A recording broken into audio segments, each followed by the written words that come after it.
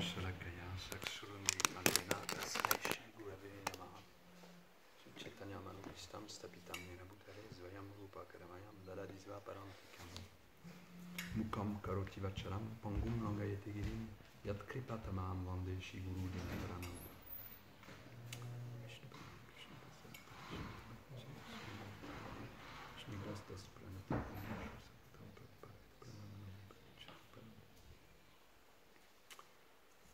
Bonjour à tout le monde. Tout le monde parle français. Magnifique. Everyone speak French. No? Who doesn't? Ok. Donc aujourd'hui, ça va être le grand discours de le chant du bienheureux en langue française.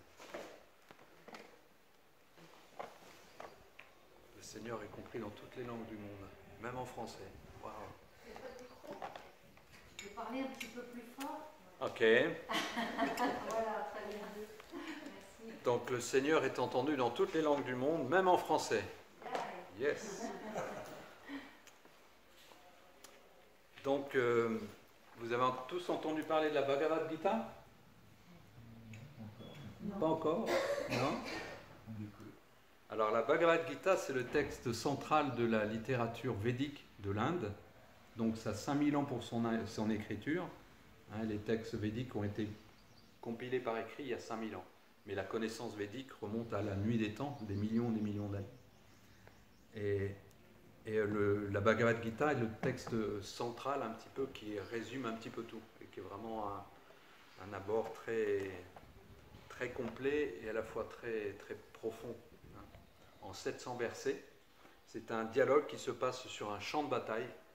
Un champ de bataille qui oppose des familles qui se disputaient un royaume. Il y avait les héritiers légitimes, et puis il y avait les héritiers qui étaient intérimaires, parce que les héritiers légitimes étaient un petit peu jeunes au départ. Et au moment de recevoir le royaume, les autres se sont dit « Non, nous on le garde, c'est nous qui régnons ». Alors ils ont essayé un petit peu à résoudre l'affaire un petit peu par la diplomatie, par les discussions, tout ça, ça n'a pas marché. Et pratiquement, c'est venu à un point où ils ont été sur un champ de bataille pour se disputer ce royaume. Et ce champ de bataille était très intéressant parce qu'en fait, dans les deux camps, il y avait des gens de la même famille. Hein, c'était des cousins, en fait. Et puis, il y avait beaucoup de choses très intéressantes, mais malgré que ce soit arrivé à un point d'inimitié très, très forte. Et dans le début de la Bhagavad Gita, on voit Krishna, qui est Dieu la personne suprême, qui est venu il y a 5000 ans, hein, et qui lui décide de ne pas participer à la bataille. Il décide d'être juste un conseiller.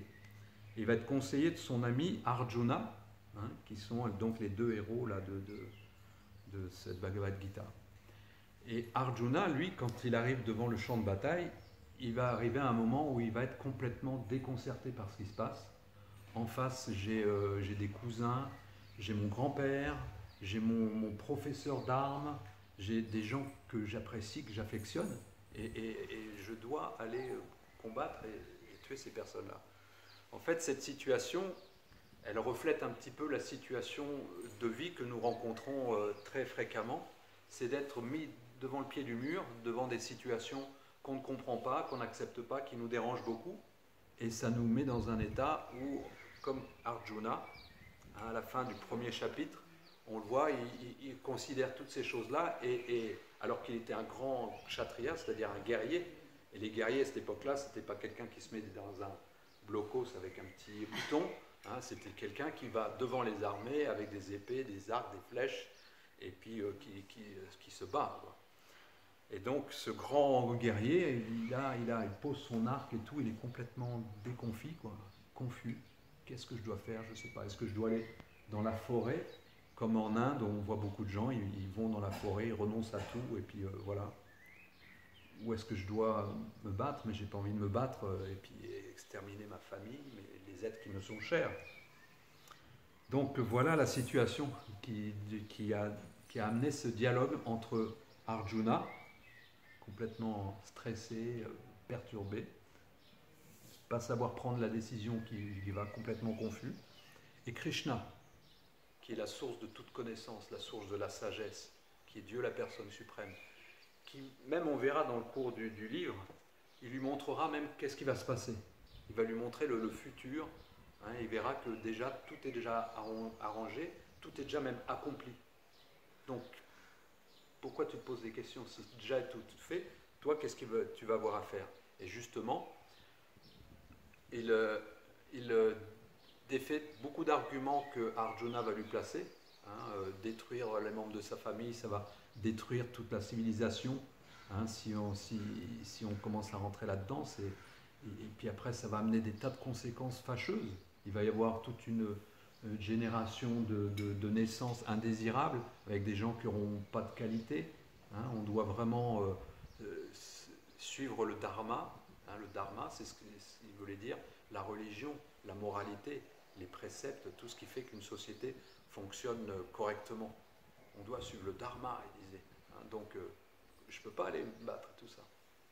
Et Krishna, il défait tous ces arguments les uns après les autres, en lui présentant des vérités qui sont plus hautes. Souvent, notre problème, quand on est dans des situations qui nous rendent confus, c'est parce qu'on est trop devant la situation. Et on n'a pas la sagesse de prendre du recul pour voir les choses un peu plus avec tous les éléments, tous les paramètres, pour pouvoir vraiment prendre une bonne décision. Et même si on fait ça, est-ce qu'on a la sagesse suffisante de comprendre les tenants et aboutissants et tout ça? Des fois, les tenants et aboutissants dans nos considérations à nous, personnelles, c'est les relations de famille, c'est la société, comment elle doit être, puis qu'est-ce qui est le bien, qu'est-ce qui est le mal, en fonction d'émotions, en fonction de choses comme ça. Ce qui semble correct, mais d'un point de vue divin, on va voir dans la Bhagavad Gita, le point de vue divin, c'est encore plus élevé que ça. Il va nous amener à un point de vue de comprendre que même au-delà des émotions, même au-delà du dharma, même au-delà de tout ça, il y a encore autre chose de bien supérieur.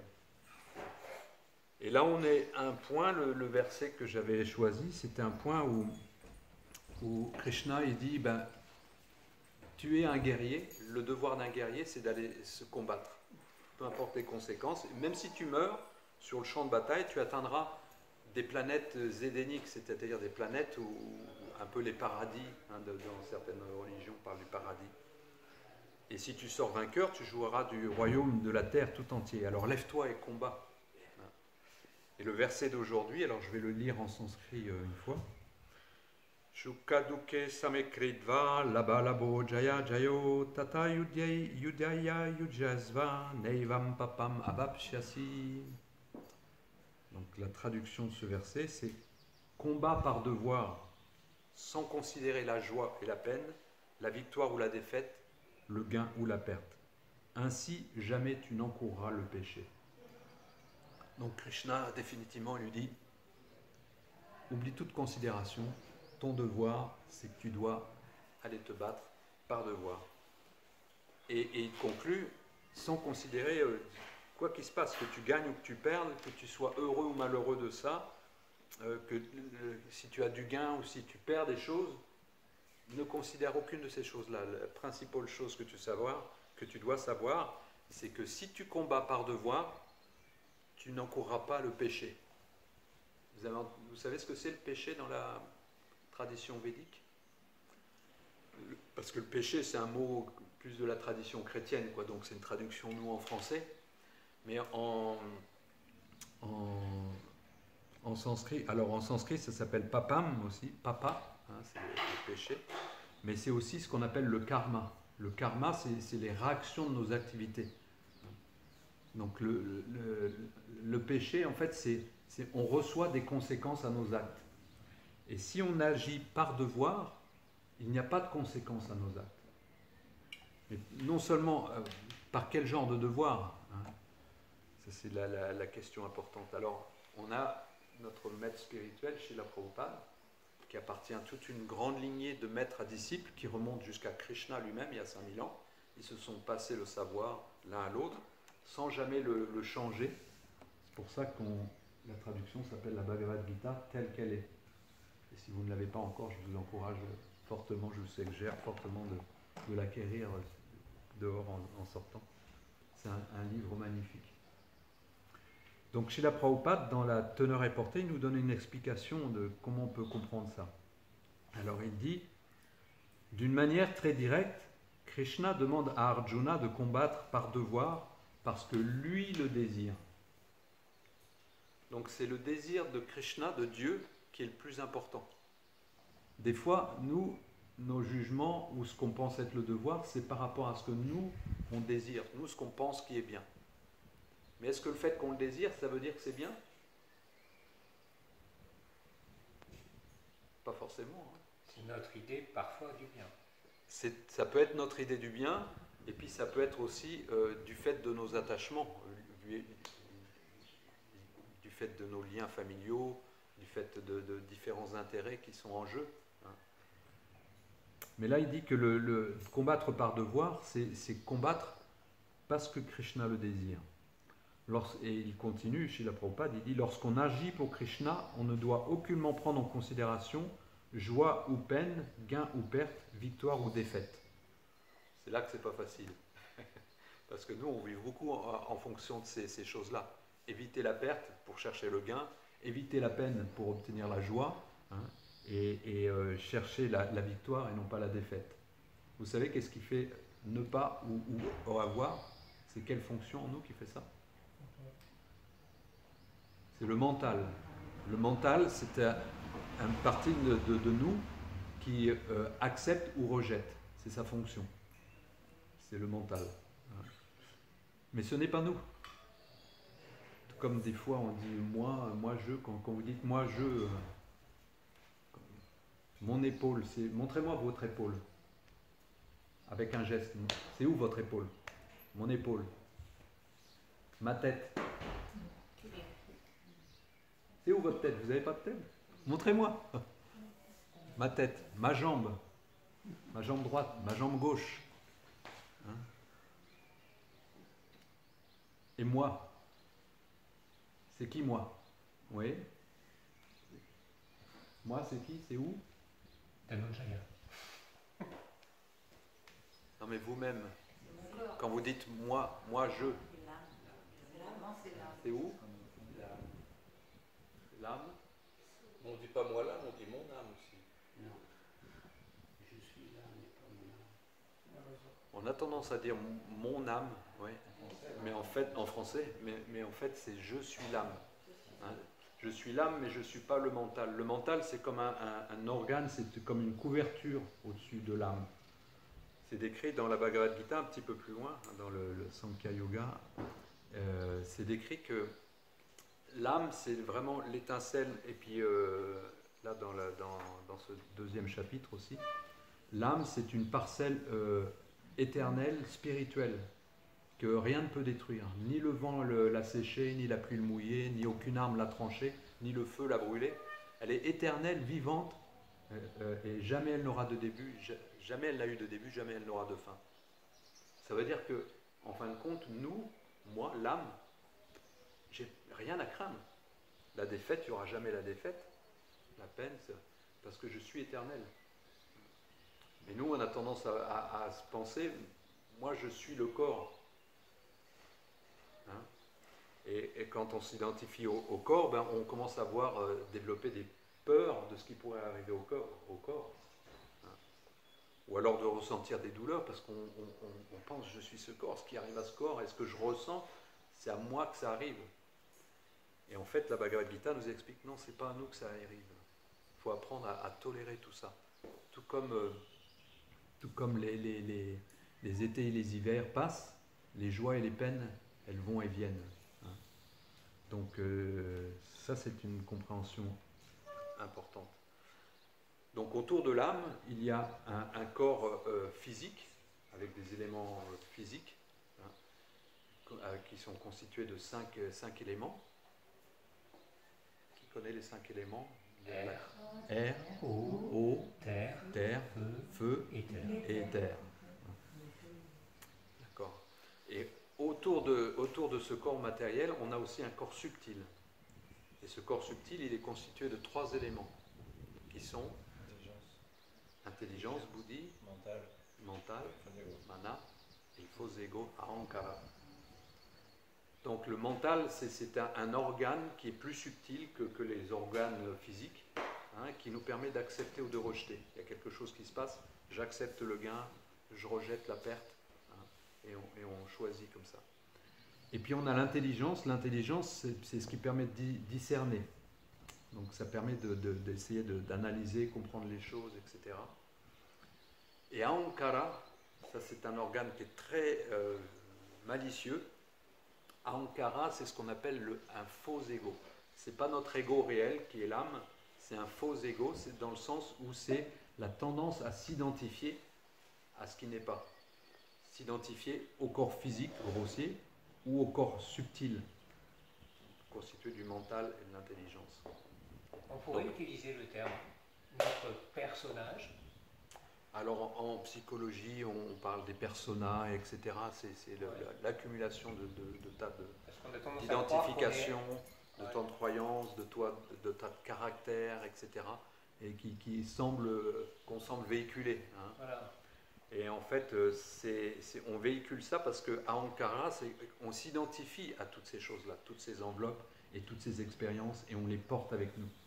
Et on voit du travail des fois en psychologie ou en développement personnel, c'est d'arriver à faire la distinction de ça, et ne plus se laisser influencer par toutes ces mémoires, par toutes ces choses et toutes ces expériences.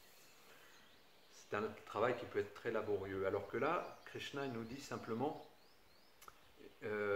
Srila Prabhupada nous explique, celui qui a une conscience transcendantale comprend que tous les actes n'ont d'autre finalité que la satisfaction du Seigneur. Donc ça, c'est un point très important. Et il n'entraîne alors aucune conséquence matérielle. Donc ce n'est pas simplement des actes qui vont être vertueux, qui vont être pour le bien de tous ou tout ça, qui vont nous permettre de nous libérer de ce qu'on disait tout à l'heure, le péché ou le karma, les conséquences à nos activités.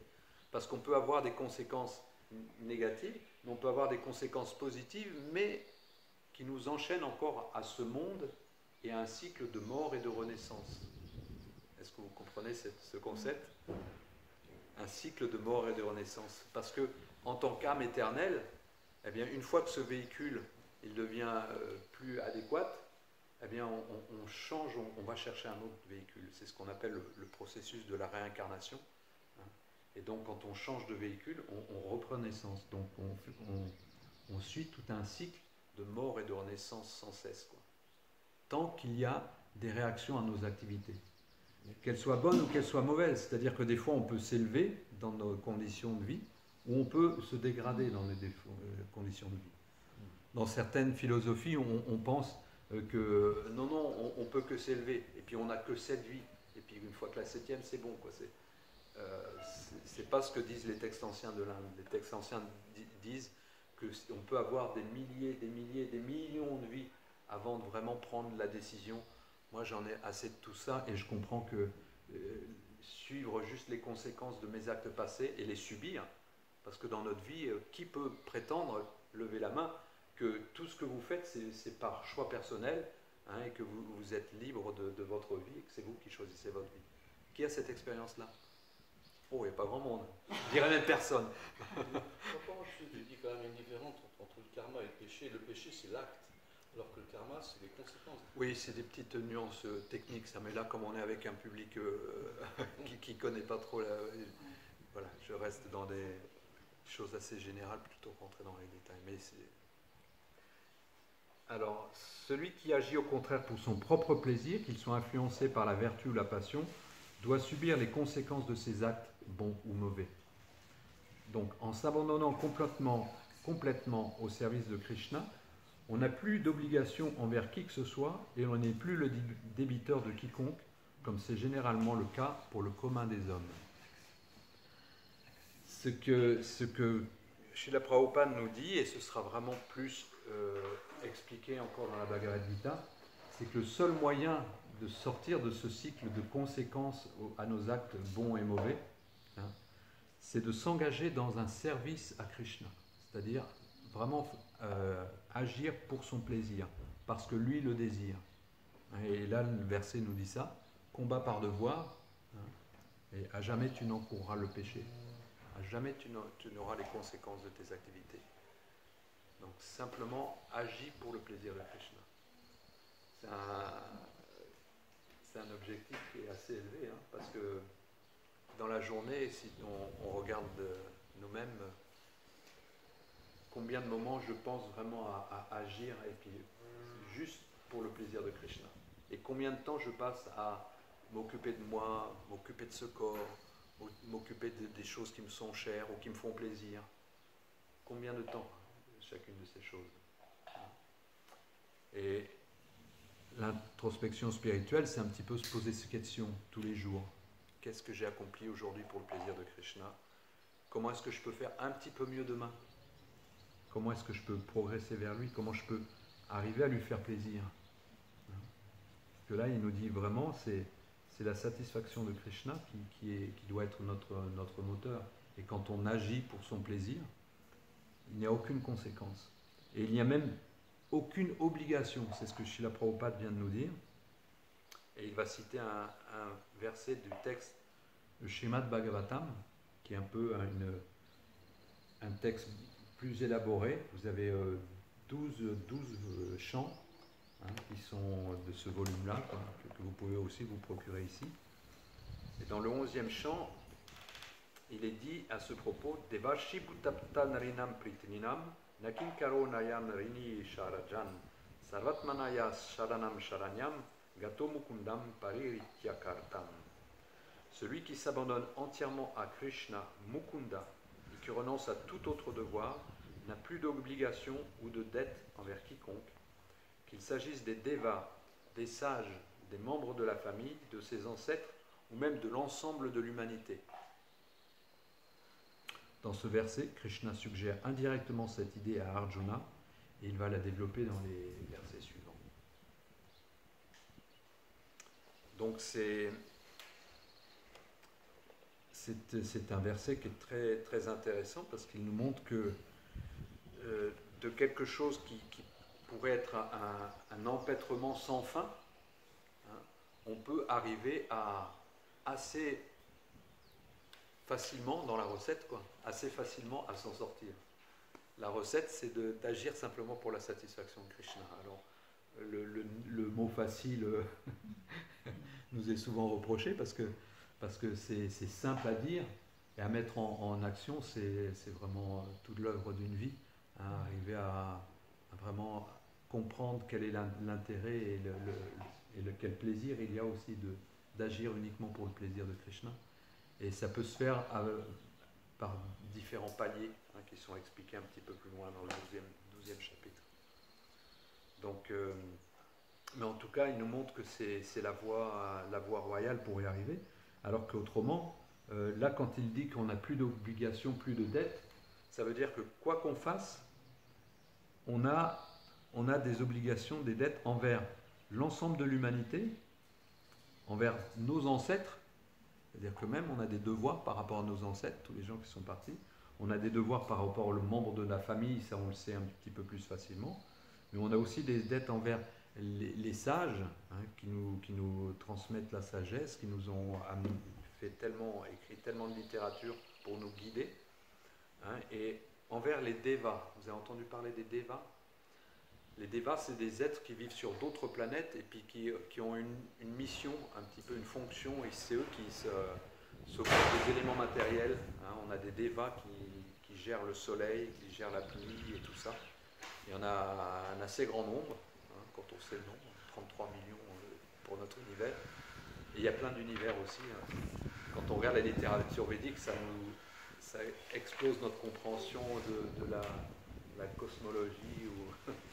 C'est très très vaste. Et en même temps, la science moderne n'arrive pas à contredire ce qu'il y a dans ces livres-là. Parce que tout ce qu'on a, toutes les découvertes qu'il y a, vont dans le même sens que ça. On avait même des textes comme le Surya Siddhanta, c'est un texte d'astronomie védique qui date de très longtemps. Et il parlait déjà de la planète, la taille de la planète, le diamètre exact de la planète. Il expliquait exactement le temps combien de temps la Terre prend pour faire le tour du Soleil, etc. Tellement de choses comme ça. Et c'était connu avant même que les scientifiques modernes commence à calculer et trouver toutes ces données-là. Hein, et beaucoup de choses dans les textes védiques, quand on regarde, quand on les étudie, sont de cet ordre-là.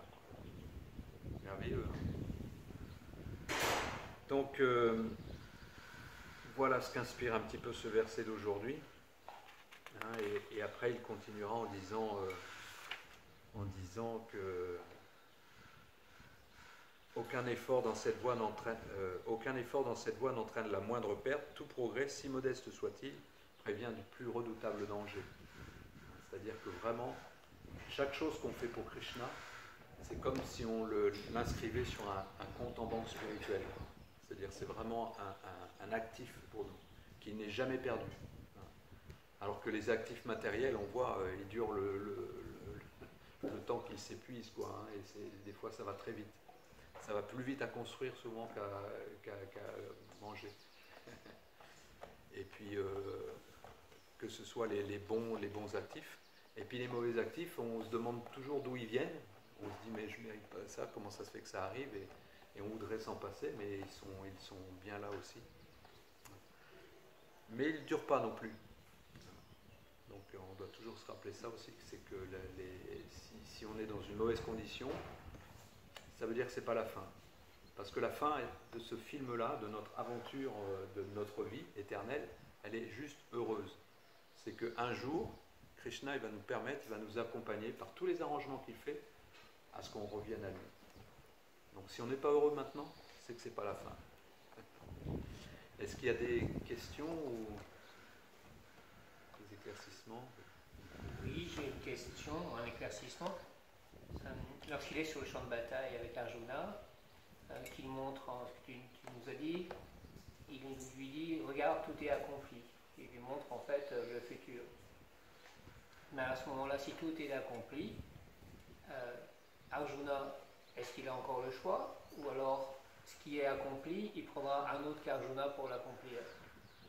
Si Arjuna lui dit ben non, finalement, ça resterait accompli. Et il prendrait un autre personnage pour accomplir ce qui est accompli. C'est ça qui est un peu compliqué à comprendre, parce que si c'est accompli, Arjuna a-t-il encore le choix? Arjuna, il a toujours le choix. D'ailleurs, Krishna va lui dire à la fin, après lui avoir tout expliqué la Bhagavad Gita, il va lui dire maintenant je t'ai tout expliqué, agis comme il te convient.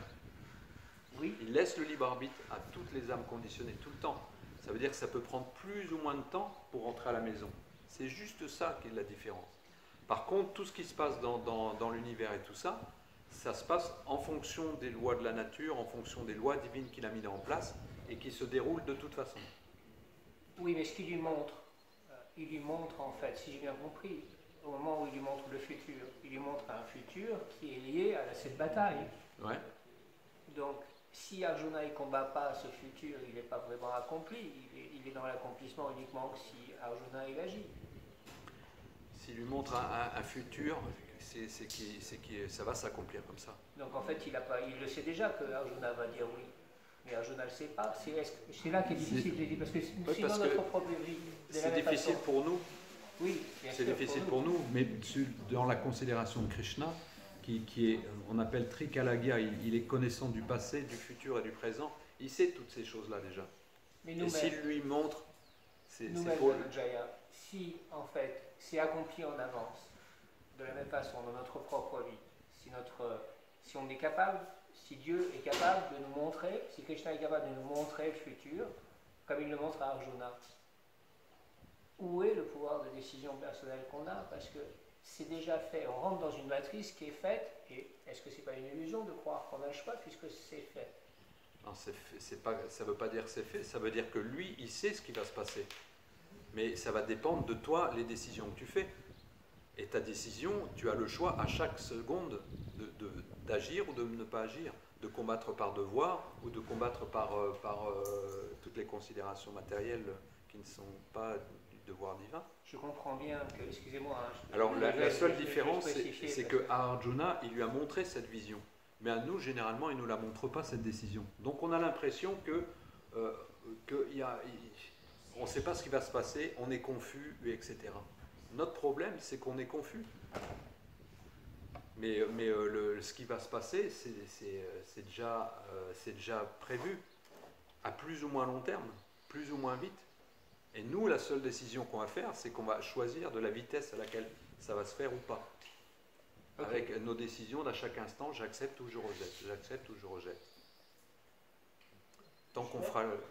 Krishna, il sait à l'avance, comme on dit dans l'Anjaliak, ce qui va se passer parce qu'il a Il le la voit. vision du passé, du présent et du futur. Il a aussi plusieurs, je me dis ce que tu en penses, c'est comme ça que. Il a aussi plusieurs corps dans son sens là. Supposer qu'Arjuna a dit non, d'autres seront fait comme elle, de toute manière. C'est ce que je dis. Très bien que qu'Arjuna va dire oui. Mais supposer que c'est la réponse que qu'Arjuna dise non, ça va quand même s'accomplir. Parce qu'il a plusieurs corps, Krishna a plusieurs corps. C'est ce que je disais au début, quand je disais il va l'accomplir peut-être avec un autre qu'Arjuna, si Arjuna ne veut pas finalement. En même temps, ils sont venus tous les deux. Krishna, il vient sur la planète, il vient de façon régulière pour détruire les mécréants, protéger ses dévots et rétablir les principes de la spiritualité. Il vient avec un de ses proches amis, Arjuna, et il le met dans une situation de confusion et d'illusion, alors que c'est un grand dévot qui n'est pas illusionné ou confus habituellement. Mais il le fait pour le bien de la mission et d'enseigner la Bhagavad Gita. Et il le fait, en plus, il va montrer cette forme universelle où Arjuna va voir donc le présent, le futur, etc. Mais ça, c'est pour le bien aussi de l'enseignement de la Bhagavad Gita, parce qu'il va lui montrer que comment lui, il est derrière toute manifestation, etc.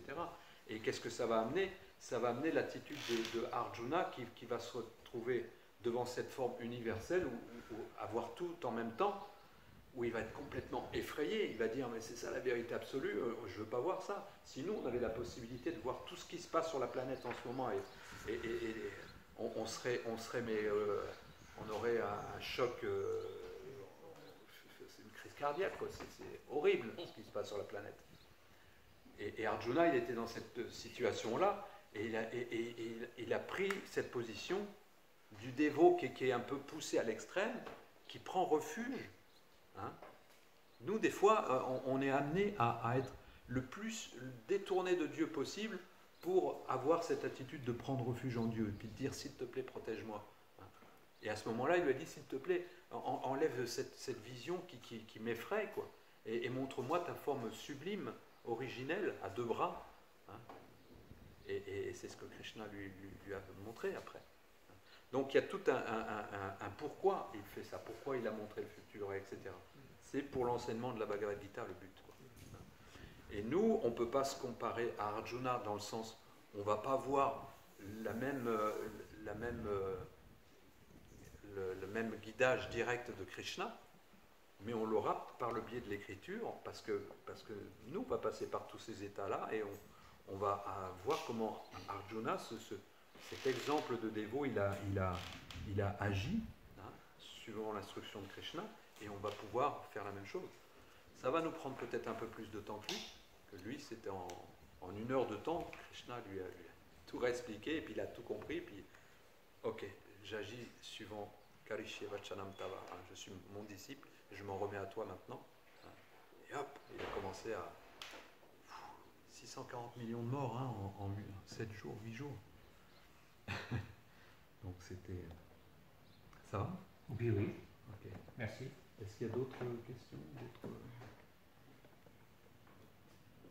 Le Bhagavad Gita agit par devoir, là il s'adresse à un kshatriya, mais bon, nous on n'est pas dans cette position-là, on n'est pas dans ce rôle-là. Alors comment on peut comprendre comment ça s'adresse à nous justement?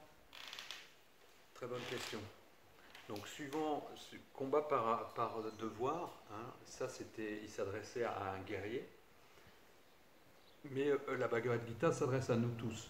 Donc comment peut-on comprendre combat par devoir? Nous, ça peut être agi par devoir. Et quel est notre devoir? Nos devoirs, ça va être en fonction de notre position spirituelle. Hein. On passe par 4 étapes dans la vie, hein, d'être étudiant, d'être chef de famille, et d'être après Vanaprastha, c'est quelqu'un qui commence à se laisser tomber un petit peu les considérations matérielles pour être éventuellement renonçant à la fin de la vie. Et quand on est dans une partie active de la vie, on peut avoir 4 sortes classes sociales dans lesquelles nous sommes définis. Ce ne sont pas des castes, hein, par rapport à ce qui était connu après en Inde comme un système très figé, mais ce sont des classes sociales qui regroupent les différentes activités. À la tête de cette société, on a les brahmanas qui ont un certain type de devoir. C'est plus d'adorer Krishna dans le temple, d'enseigner sa parole, etc. Donner l'enseignement aux enfants. Ensuite, on a les kshatriyas, ce sont les guerriers qui vont protéger le peuple ou qui vont diriger, faire respecter les lois, etc. Ensuite, on a les vaishyas, c'est ceux qui produisent les biens et puis ceux qui transportent les biens et les partagent, les diffusent à tout le monde. Donc ça donne des devoirs spécifiques à chacun dans ce sens-là. Et puis les derniers, c'est ce qu'on appelle les shudras, c'est ceux qui ont différentes technicités, hein, et qui servent les autres corps du corps social. Donc chacun a des devoirs particuliers en fonction de cette classe sociale, et devoir suprême au-delà, hein, c'est ce que nous disait Krishna, ne plus avoir d'obligation ni de dette envers la société, l'humanité, c'est le devoir de servir Krishna, lui faire plaisir. Ça, c'est un devoir qui dépasse encore tous les autres.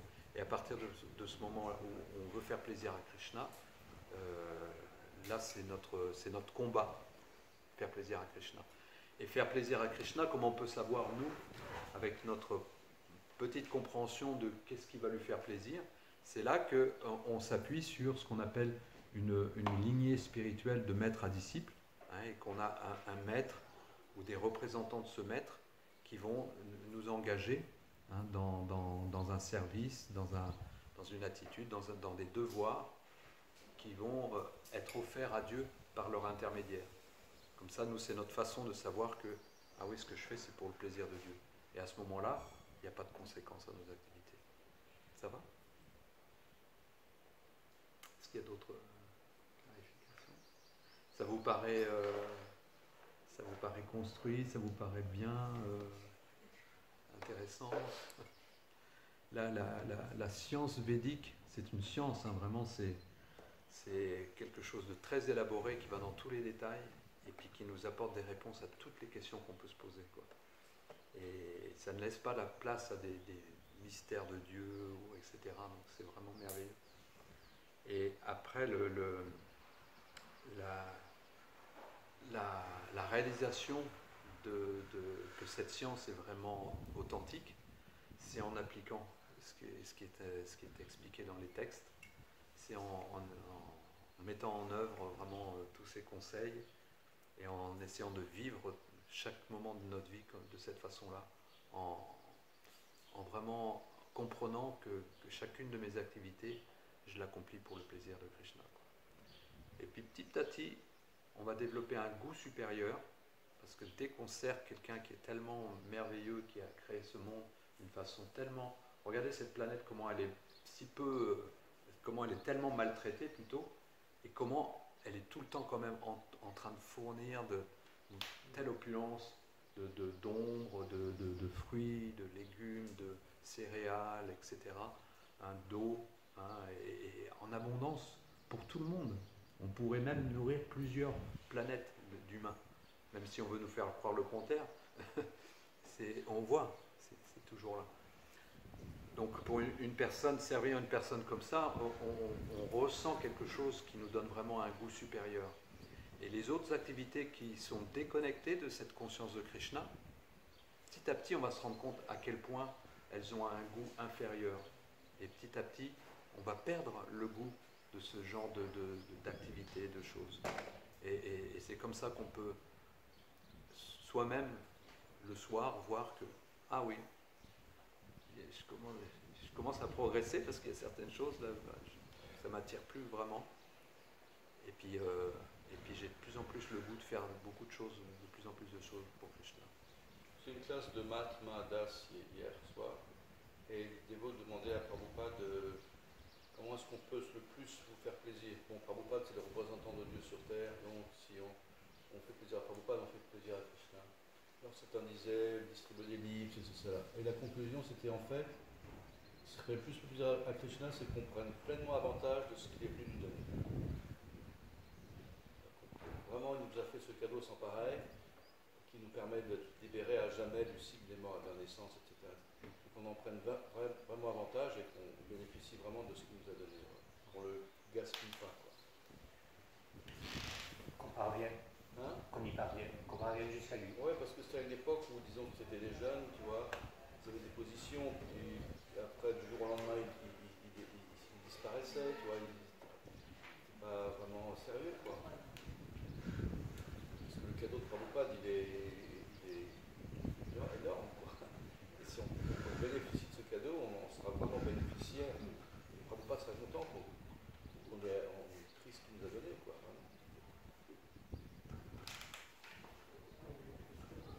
Comment dans notre. On voit la conscience de Krishna, on voit la place. Quelle est la place du ressenti dans la conscience de Krishna? Un exemple pratique, il y avait un disciple de Prabhupada qui a distribué des livres, c'était dans les années 80, et puis il a senti qu'il y avait quelqu'un qui était intéressé, donc il avait plus de tisser. Il a parlé de Krishna plus longtemps qu'aux autres. Et en sortant de cette conversation, je ne peux pas l'expliquer, j'ai senti vraiment, j'étais parfaitement heureux, je venais de Bhagavad Gita, mais j'avais touché une bonne personne. Et il y avait un supérieur qui m'a dit non, il faut distribuer plus de monde.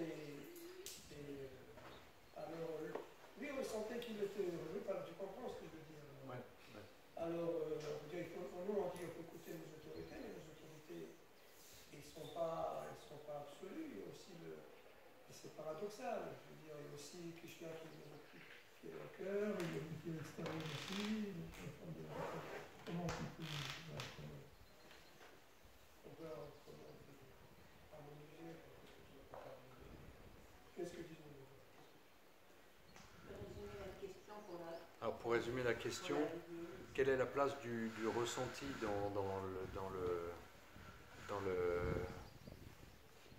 notre service? Parce qu'on peut ressentir quelque chose quand on pense que c'est juste et puis on voit que vraiment ça fait plaisir à une personne, comme lui donner la littérature védique. Et puis on peut avoir un de nos responsables qui dit non, il faut donner au plus grand nombre possible, il ne faut pas rester tant de temps avec cette personne-là. Et ça c'est important. Donc les deux considérations sont vraies et en même temps, Sukha Dukkha Samekritva, Labalabo Jaya Jayo, Tato Yudyaiva Yushajva, Neivam Papam Avapsyasi, combat par devoir sans considérer la joie ou la peine, la victoire ou la défaite, le gain ou la perte. Ça veut dire que notre ressenti peut nous permettre d'avoir des élans pour dire ah oui, je sens que cette personne-là elle est. Mais est-ce que je vais ce ressenti-là le garder parce que dans le service de dévotion, tant qu'on n'est pas stable dans notre service de dévotion, il y a différents symptômes qu'on expérimente. Il y en a un qui s'appelle Taranga Rangini, la tendance à se satisfaire des vagues qui viennent de la bhakti. Et cette tendance-là, ça veut dire que tiens, on voit une personne qui est intéressée, et nous, on reste avec cette personne à lui parler, en pensant je lui donne quelque chose, et on est en train de bénéficier de ce moment pour nous. Alors que le bénéfice de cette personne-là, c'est que la personne reçoive les littératures et commence à s'absorber, à la lire à la littérature. C'est ça qui est important. C'est pour ça que beaucoup de dévots nous disent, ce qui est important, c'est que vous touchiez beaucoup de personnes, que vous leur donniez les livres, et laissez Srila Prabhupada faire le travail de convaincre les personnes. Parce que quand vous lisez ce livre-là, et que vous relisez, que vous re-relisez, année après année, et que à chaque fois c'est toujours encore plus frais, que vous découvrez encore plus d'enseignements dedans, vous dites mais tous les discours que je pourrais faire, moi, ils n'ont aucune valeur par rapport à ne serait-ce qu'un verset de ce livre-là. Hein? Est-ce que j'ai compris entièrement tout ce que Srila Prabhupada a voulu dire dans chacun de ces versets? Non, loin de là. Donc transmettre le cadeau, c'est sûr que c'est une instruction que Srila Prabhupada nous a donnée qui est supérieure au fait d'écouter notre ressenti. Et en même temps, parce que les deux sont valables, le ressenti est important. Si on sent qu'une personne est intéressée, ah ben, je vais essayer de lui transmettre le goût pour qu'elle aille plus loin. Voilà, temps et circonstances, les deux sont justes. Qui c'est qui voulait... Ah, excuse-moi. Je me suis posé cette question il n'y a pas longtemps. J'ai compris que le but c'est de lire les livres, mais on dit souvent aussi qu'on doit prendre la compagnie des dévots, mais en fait on parle seulement des purs dévots. Parce qu'un pur dévot, peut-être il peut, comme vous dites, prendre le temps de quelqu'un, lui expliquer les choses et sans... Enfin, comment dire, vous dites, l'important c'est de lui donner, c'est qu'il lise le livre. Alors, encore une bonne question. Vraiment, on est gâtés aujourd'hui. Tu peux, j'ai pas trop entendu. Ah, je vais répéter. Donc, il dit que le but, c'est lire les livres, mais en même temps, prendre la compagnie des dévots, c'est bien. Donc, il se demande aussi un peu la même chose. Hein. La même réponse, c'est que les deux sont bien, effectivement. Et le but, c'est pas lire les livres. Le but, c'est de mettre en pratique ce que les livres nous disent. Et ce que nous dit les livres, c'est que même lire le livre par soi-même, des fois, on peut arriver à ne pas comprendre. C'est pour ça que Krishna, il dit à un moment, dans le 9e chapitre, il nous dit « Machita magata prana, bodayantak parashparam, katayantak shamanitya, tushanticha ramanticha ». Il dit « Mes dévots, ils parlent d'entre eux, ils s'éclairent les uns les autres sur ma personne. Et c'est comme ça qu'ils éprouvent une joie et un plaisir immense. C'est parce qu'en lisant par nous-mêmes, voilà, on a nos compréhensions du moment, etc. C'est bien, ça correspond à ce qu'on vit, voilà. Mais dès qu'on commence à parler avec un dévot qui a eu d'autres réalisations, d'autres expériences, on a tout de suite l'écriture qui est éclairée d'autres angles, et ça prend une richesse qui est exceptionnelle. Et ça nous donne un goût qui est encore plus suave, c'est expliqué. Hein, le Srimad Bhagavatam, le 3e verset, il nous dit dès que le shuka, le perroquet, il a touché le fruit mûr de l'arbre à souhait des lettres védiques, ces lettres védiques prennent un goût encore plus suave. Donc écoutez les textes lits encore et partagés par d'autres dévots, c'est encore plus merveilleux, quoi. C'est pour ça que les dévots, ils se réunissent le plus souvent, et puis qu'on voit que dans nos pratiques, nous on a tous les matins, on a des lectures, et c'est recommandé qu'on lise aussi individuellement chaque jour, au moins 1 heure, etc. Après le soir, on n'a plus de service. Ok, après le dernier arti, on se retrouve encore, on va écouter un qui va lire la Bhagavad Gita, et qu'est-ce qu'il va nous dire? Même si c'est un dévot qui est tout jeune, qui est venu là depuis 1 an, 2 ans et tout, il suffit qu'il sorte une perle qui va m'éclairer, et ma journée va être bénie. Il va dire plein de choses que je connais et tout, puis tout d'un coup, il va dire une expérience qu'il a eue avec la réalisation qui va avec, puis ça va prendre un sens que je n'avais jamais compris jusqu'à maintenant. Il va dire « Waouh, merci, bravo ! Quelle bénédiction que de vivre dans la compagnie des dévots. » Comme un bon repas. Yes. C'est toujours mieux de manger avec les autres que d'être mangé tout seul. Hein. Bien faire des choses ensemble. Ça a plus de Eh bien écoute, c'est une très bonne transition, parce que je vois qu'il est l'heure du repas et je vais tous vous laisser aller honorer le Sri Bhagavad Prasadam. Je ne voudrais pas vous offenser à vous retenir de ce plaisir suprême. Srila Prabhupada Patita Pavan ki, Grandhara Srimad Bhagavad Gita ki, Nitai Gaura Premanande. Merci.